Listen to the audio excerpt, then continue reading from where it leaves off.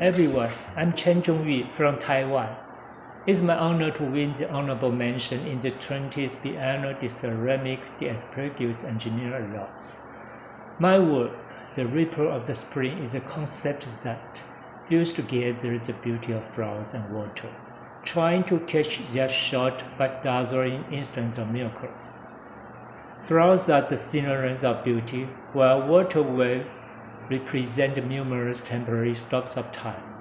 In the ripple of the spring, the flowers formed by the water wave displays an instant beautiful presentation, thus show the most beautiful moments of life, just like English poet William Blake says, who sees eternity in an hour. I will say eternity in instants. By the way, allow me to introduce a small art gallery in my studio. Hope you like it. Thank you.